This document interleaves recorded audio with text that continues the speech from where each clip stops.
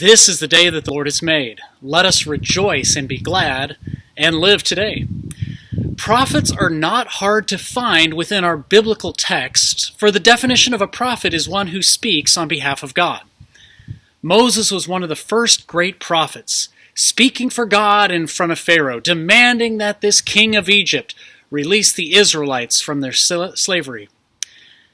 Now, initially, Moses fights this calling to be God's mouthpiece as he comes up with a myriad of excuses as to why he's not fit to accept this call. Pharaoh won't listen to me, God. You know what? I won't know what to say.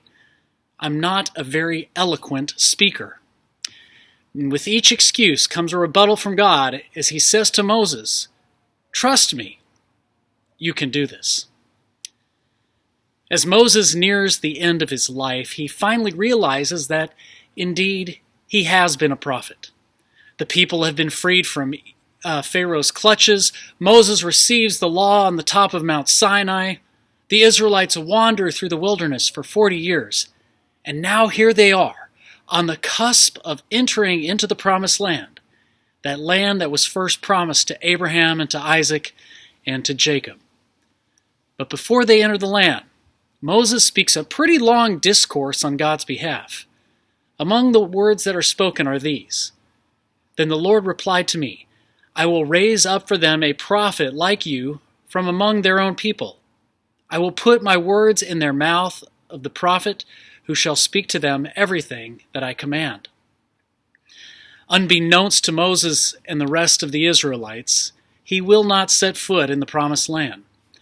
The book of Deuteronomy ends with Moses looking down into the promised land from the top of Mount Nebo, and that's the place where he will die. God will be with his people, though, and he will raise up a new leader, one that will speak the same divine words of encouragement and strength and guidance. The torch will be passed along to Joshua, and it is under his direction and God's blessing that they will finally enter into the promised land. Moses is just one example of God using individuals to speak his word. When we look in our Old Testament, we see all sorts of prophets, people like Isaiah and Jeremiah, Hosea and Joel, Zechariah and Malachi. A prophet's voice can be quite powerful and useful in guiding folks in their daily walks of life, straightening them out when they've gotten bent out of shape, placing them in front of a mirror so that they can see exactly what their behavior has been like and where it might lead. Now, I really shouldn't say they and them and their, because in reality, it's you and me and us and our. We are the ones who are in need of a readjustment. We are the ones that require a reality check as to what our relationship with God is really like. We are the ones who need to be called out as it pertains to how we respond to our neighbor. And you know, it's Jesus who gives us that look over. He's our prophet. Even more so than any other prophet at any other time, Jesus is the one who brings God's holy word to us, directly from the source. For he, along with the Father and the Spirit, is God. But this is something not explicitly known in our gospel reading for today. Jesus and his disciples are in the synagogue, and Jesus is there teaching. He's holding court. He has the attention of everyone in the room because he's teaching with authority. Now, not just any kind of authority, but a unique authority that has never been seen before. He doesn't speak like the scribes of the synagogues do. No, Jesus' teaching is different. And gospel writer Mark says that everyone is astounded. Now, I'm sure you're like me and would love to know exactly what was being said on that day to those people. What nuggets of wisdom did Jesus use to penetrate the hearts and the minds of these people? It must have been something incredible because no one tries to silence him. They're on the edge of their seats. They want more.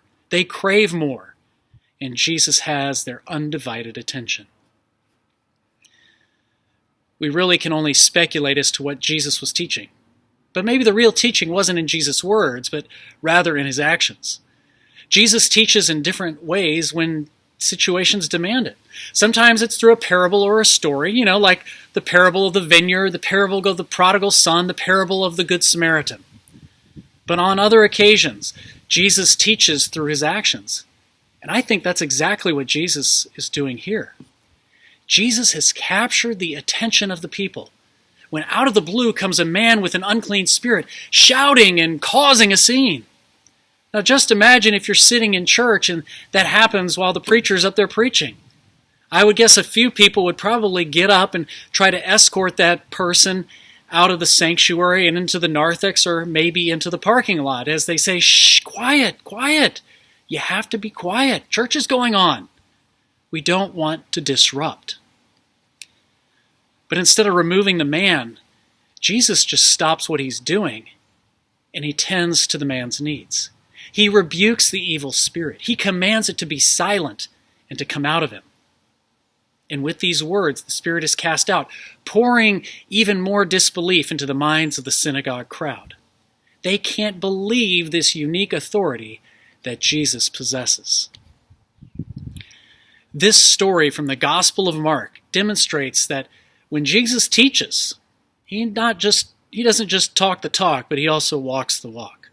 No longer can one just go through life following the law and concerning themselves with just that legal speak. We have to truly love God and love our neighbor and show compassion and kindness, even to the point of dropping what we might be doing, no matter how important that task might be, in order to reach out and to help someone who is suffering or who is in need. Speaking of helping a friend in need, one evening I was driving to dinner with my wife, Lindsay. Finally, an evening alone without the kids, just the two of us.